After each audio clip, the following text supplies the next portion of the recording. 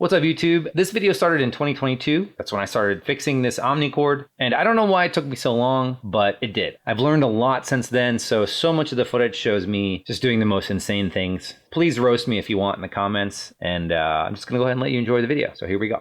Welcome to the show that is about to happen. Today we have a musical item. Music device. It is a 1990 Omnichord 300.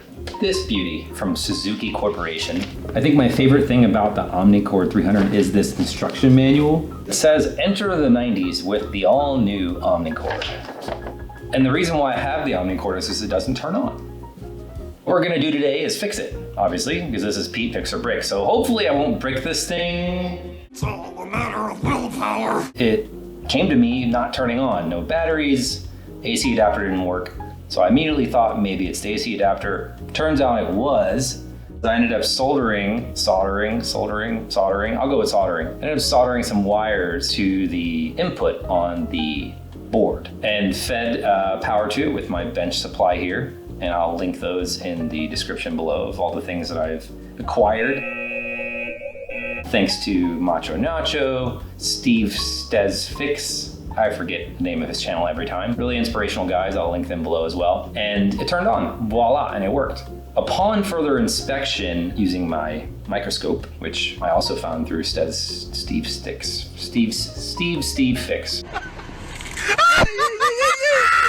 I really need to learn his name. I found a couple leaky capacitors. This is a 470 microfarad 16 volt. English, motherfucker, do you speak it? Sanyo capacitor from the capacitor plague era. And they had some white goo coming out. I'm no expert, I'm kind of an idiot at this. I'm learning as I go. I'm assuming that's why you're here watching this channel. Really, you kind of probably also want to see if I break this thing. So my friend, however, who gave me this to fix it will not be super happy if I break it, but we'll see. There's tons of them, and they're all Sanyo capacitors, and 3 of them are leaking right now, and luckily, not anymore. I have many bags of them from Mauser. I'll link them below. I want to make sure that this thing works for another 20 years or 30 years or whatever, however long these things are gonna last. These audio grade capacitors were rated for 2,000 hours. I don't know what that actually means, so please let me know. I'm very open to the knowledge. So along with the capacitors, I also got rechargeable batteries, Eneloop Pros, with these amazing C battery spacers. So you pop them in like that, and then you have C batteries, which the Omnichord takes 8 of them. And before I get to it, I forgot to mention, this is the original power supply, the Suzuki 18 watt DC 12 volt 400 milliamp. It didn't work. I tested it, it's center negative, which you can read on the power supply itself. Anyways, it was putting out some ridiculously low amount of voltage, and I just assumed that it was dead. So as I mentioned earlier, I soldered these wires to the board, and this is 26 gauge, and fed the board with my bench power supply over here, and it powered up, it was fine. So I went ahead and ordered this power supply. It's incredibly light, 272 grams. Feels very hefty, heavy, feels solid. I guess that's 90s power supplies for you, and this one feels like nothing. 64 grams. If anybody also knows why these things are different, maybe the capacitors inside of it, I have no idea, but it feels way lighter. So I'm actually gonna get to soldering now. I need to figure out which one I'm gonna say, soldering or soldering. What do you guys think? Soldering or soldering? I guess it depends on if you're American or British. So I don't really know exactly the best way to do this, to be honest. It's a very oddly shaped board. Barely fits into my board holder here. You're more than welcome to leave a comment below and tell me how awful I am at this. Maybe, maybe not. Maybe f yourself. Don't forget to check the polarity. I've learned this by watching everybody, and to me it seems that the negative side is with the stripe. That's what I'm guessing. I'm gonna set my soldering iron to 320. Got some Chip Quick liquid flux here. Got my fume extractor going. Got the J-tip, because everybody seems to be loving the J-tip. Yeah! And I don't really know if it matters if the capacitor hits the board. Do I need to like leave some space? For the sake of your life, I'm not going to show you every single one of these because this is just going to take forever. As you can tell, I'm very slow. I feel like at this rate, it's gonna take me a year. I know. Well, it has been actually a year, and I have finally done all the rest of the capacitors on this thing, and I'm just gonna save you guys a lot of trouble of watching a freaking 2-hour-long video by skipping to all the crazy shit that just happened. I make a bunch of mistakes. This is my first time replacing capacitors. To top it off, I have extra pressure on myself because it is my friend, and I have to do a bunch of trace repairs. I even emailed Steve ZEV10, which I still can't say his freaking name correctly. Steve, maybe just change it. I'm just kidding. Is that horrible? I don't know. A little more flux. I don't even know if I've attached that. Like, did I solder to the board? I don't know. I don't get the sense that it's on there. I Googled it and I first found out that my J-tip was not the right thing to do. My technique was not good. I essentially need to put the iron onto the board and then heat that part up and then push the solder in. So, you know, you live and you learn. So let's try this again. All I know is that my soldering is bulbous. Something's wrong with me. It's not a good joint. I don't understand. This is gonna be hard. Wow. People made this look a lot easier than it is. And now I'm like wondering, what am I doing wrong? I keep doing this over and over and over. I've cleaned the old solder off. I've put new solder on. I don't have my iron set to the right temperature. I'm like yanking on things. I'm just doing all kinds of mistakes and I'm getting really, really frustrated. This thing from 1990 had a lot of problems, and I would suggest practicing your soldering technique on some spare DVD players or something cheap, where it's not like mission critical and you need to fix it. As you can see, I'm about to talk about how I lifted a trace, and this is where the big problems start. Maybe I need to turn my iron up higher? 350? I really don't want to mess up this board. It's very scary. Now I'm wondering if I just lifted a trace. This might be a brick it situation. Wow, I really ruined that.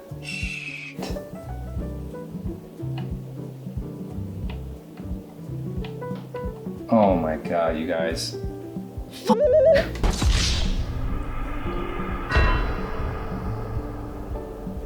Well, I totally bunked it. Wow. You can see here, both these traces are lifted. At this point, I'm really freaking out. Like, I'm looking at these vias. They're covered in solder. They're lifted up. Ugh, it's my friend's Omnichord. She loves it. I did not want to break it.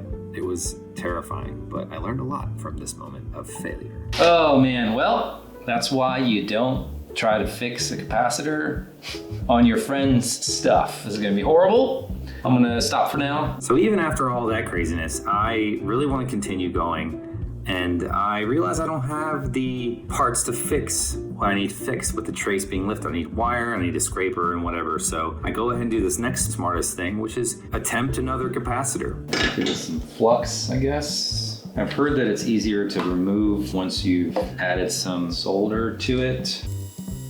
That was successful. Let's see if I can not rip these off. Oh, this is terrifying, you guys.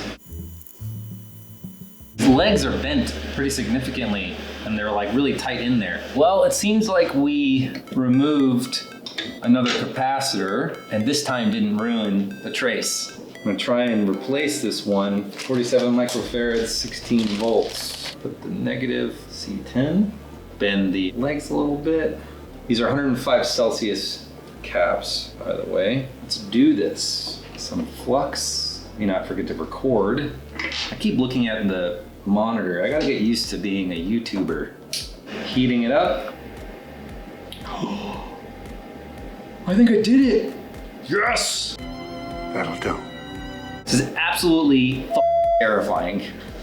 My God.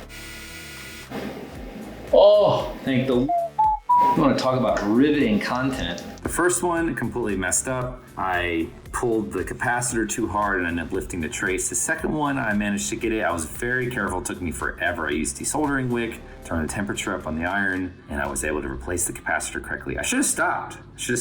But I picked it back up. So let's check that out. And now I will finally show you some top-down footage. I went ahead and did the little scrape away on the trace, and I got a nice repair.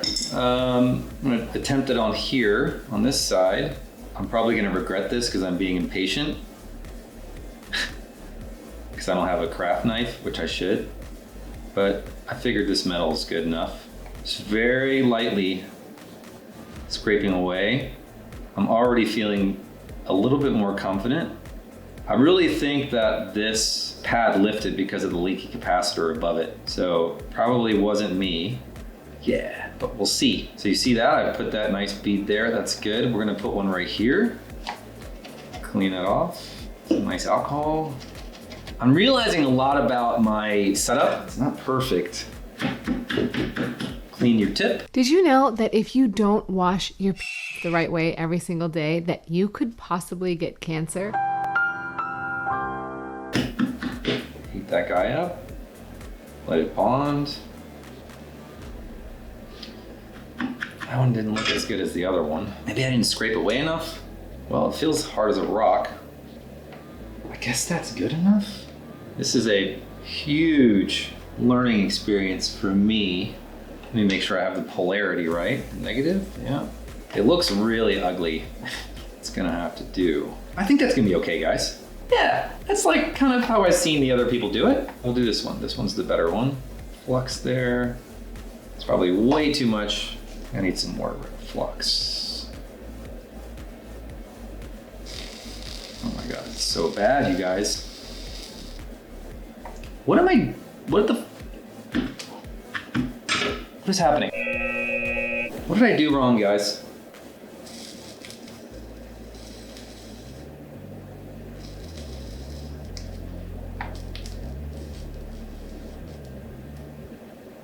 Okay, well that feels hard as a rock.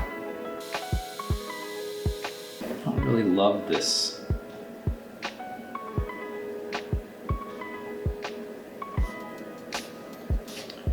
I feel better about that. It's not going anywhere. Success. It looks like it, but we'll cover it in some mask, and then that's gonna be okay. What is with this flux? Like, I don't understand why it's bubbling and sizzling, and it's like it cools down my iron every time. Should I be using different flux? Am I using this wrong? Please let me know in the comments. Thank you. Look good? Maybe I can put some in here. Oh. Whoopsie. What did I do, guys?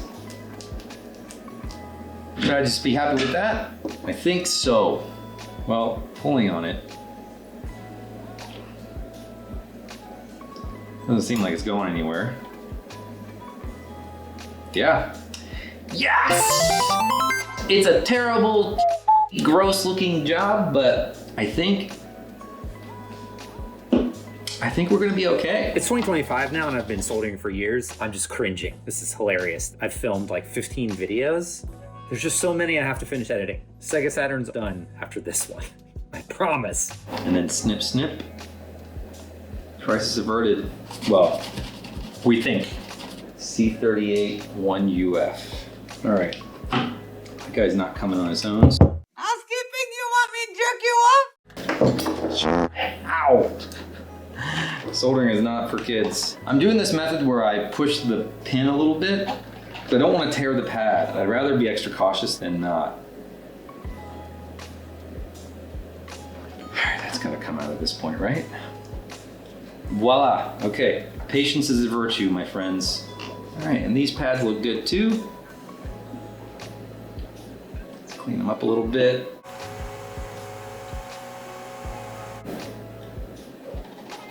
Okay, what is the capacitor I just took out? 1UF 50 volt. Let's check the polarity here. The shorter side is the negative, which I'm sure all you smarter people out there know this, but I did not until just now.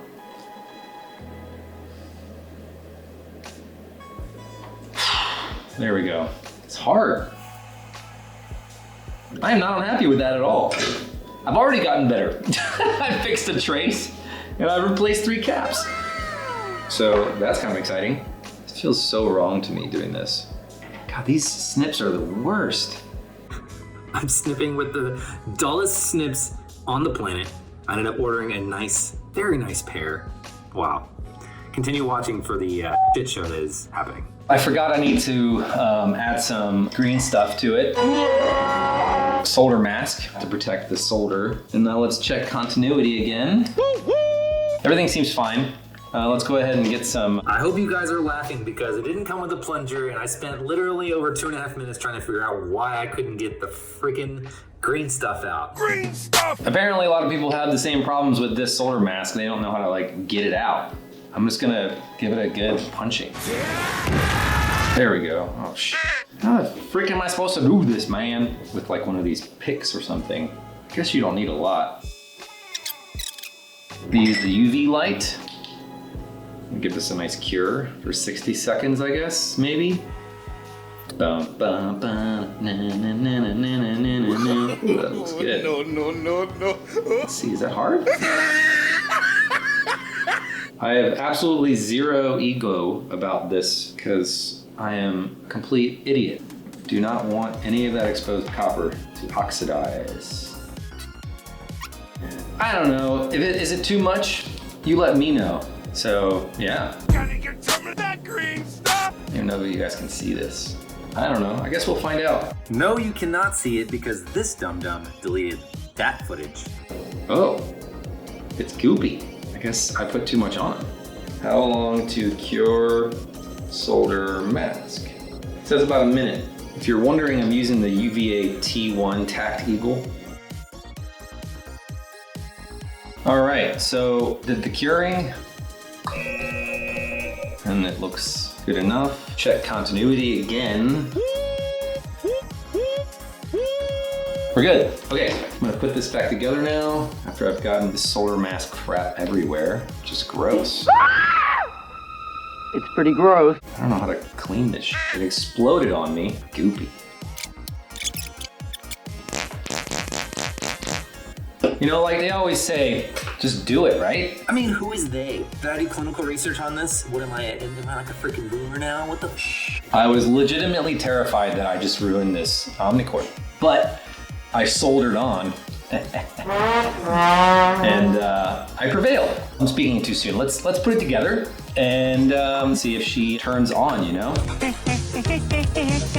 I don't see why not. Steve Stezfix and Macho Nacho and Borderline OCD, all these guys that they really make it look easy. I can't stress that enough. It certainly got easier by the third one. It doesn't mean that it's easy. It was extremely stressful and technically challenging. So I've already learned a lot just in the last... It was hard, that's the story, done. But don't let that dissuade everybody. Solder it on, as I said in my shitty Jad joke. And show you guys the rest of the assembly, just like really quickly. I'm gonna fast forward like 6 months later to when I actually finish recapping the thing. So stay tuned, it's almost done. You've almost gotten through this entire video. I'm sorry. All right. Drum roll. I'm very nervous, you guys. New power in. All right, well, nothing has blown up yet. I might lie a little bit. I'm gonna show you some footage of me turning it on for the first time because it's very exciting and it's hilarious, and I definitely didn't lose that footage. Like I lost the GoPro footage of the top-down angle, so yay for me as a video editor or content creator, woohoo. Subscribe. Okay, guys. Now, this should light up.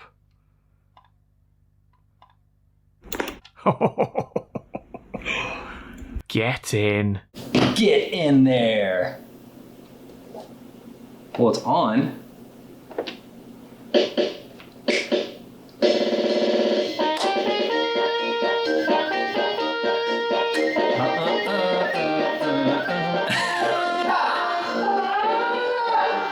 So the buttons work, the strumming doesn't. Why doesn't the strum plate work? The buttons weren't working. I took it apart and reseated everything. I think maybe I was shorting out some of the buttons because the cords and it was like every other button was working. And there was a screw in there that was supposed to be underneath this like shield. So let's try one more thing and see if the batteries work. Got 8 of these babies. All right, guys, anybody that's made it this far, thank you for watching, and I will link to these products below, but I found an Able Grid AC adapter with the correct voltages that works flawlessly. It's very lightweight, and then I found these Eneloop C-cell battery adapters that you can put AA's in, and I bought Eneloop Rechargeables. And with 8 of those, this Omnichord lasts hours and hours and hours, and you're not buying C-cell batteries, which are giant and heavy, and it comes with a fast charger. So this is a really, really good option for anybody looking to put C-cell batteries in their devices. Let's see. Okay. Pete didn't break it this time. Okay, well that was a successful fixing somehow of an instrument I have no idea how to do anything with. Really had a terrifying moment there with the messed up trace, but I emailed Steve Status Fix and he responded to me like that. Very, very cool of him. Big shout out to Steve if you haven't followed him yet. 2,000 years later. We're gonna do the remaining capacitors on this friggin' Omnichord a year later. Now that I have the soldering gun, the Hacko, should be pretty simple. Famous last words, but this time I actually did pretty good. So yay me, woohoo. Never used it, so we shall see. One annoying thing about this process was that the iFixit bits were really short, so I couldn't get in, so I had to use a different screwdriver. iFixit, you should fix these things and make extensions. If anybody knows of any extensions or longer bits or a good pair, please leave that in the comments below. I would love to get those. Thank you. There's the shell. So I just went ahead and took the top shell off. I unplugged the little power cord. You'll see that. My head's in the way a lot, but I start to talk about how I replaced 3 capacitors and I've forgotten which ones they are. I ended up figuring it out. YouTubing is hard. Turn this on. Wait a minute for it to heat up. Might as well go ahead and prep. Whoop. That scared me. So we're gonna do C14A. Set this to 350. Get some flux on here.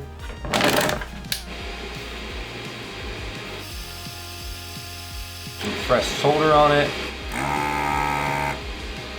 Wow, that is amazing. That is incredible. Wow, that is so much better than anything. All right, well, I'm gonna go ahead and replace this guy. This is a 4.7 UF 50 volt. Got my little case here, 47, okay. 4.7 50 volt. All right, I made my first mistake. I didn't look and see which side was the negative, and that's fine because it has a little schnoz for that. There we go. Look at that. So we'll just go ahead and get that in there, and we'll just continue on. Wow, this is a million times better.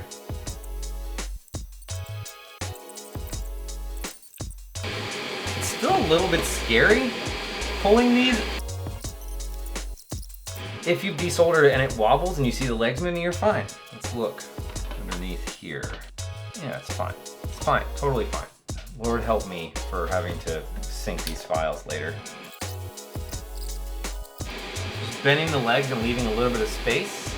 I don't know if you guys can see that, but there should be a little bit of space there. All right, that one's good. Let's double check our work. This one's 4.750, 4.750, 10 UF 50. Okay, great. 1, 2, 3, 4. 9 more to go. 9 more to go.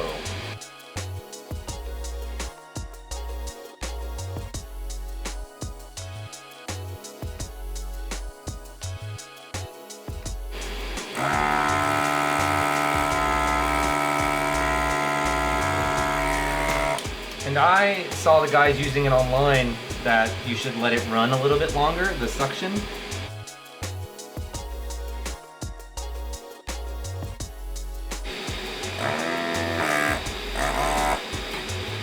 Clean your tip a little bit.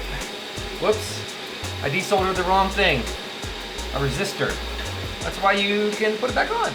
There's only 4 left on this board, guys. All right. That's all the capacitors replaced on this board. Gotta solder them in now, but let's do a little cleaning.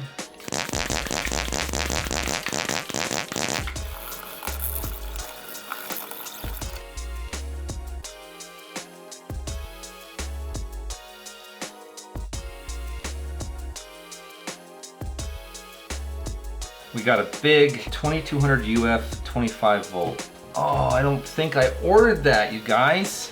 Shoot. Well, we can replace one of them. I'm gonna have to order this 2200 UF 25 volt. That's for the main power in. I mean, honestly, it looks fine.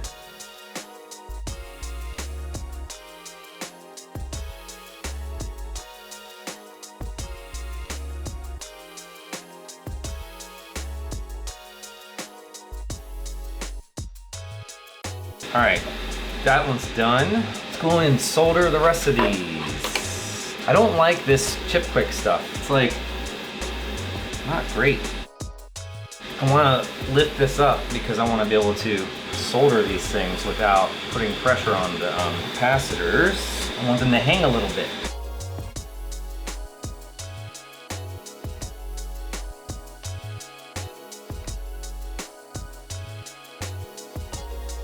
I'm about to be out of my first tube of solder.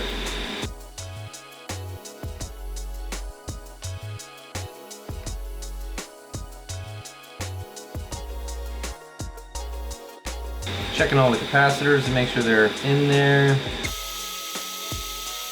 All right, looks like that was a success. Cut off our irons and now we can go ahead and start trimming.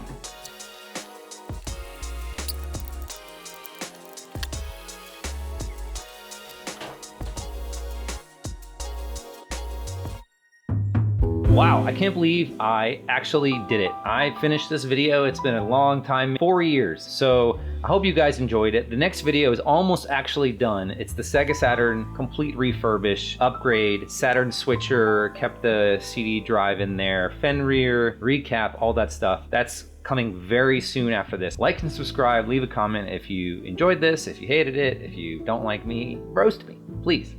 See you in the next one.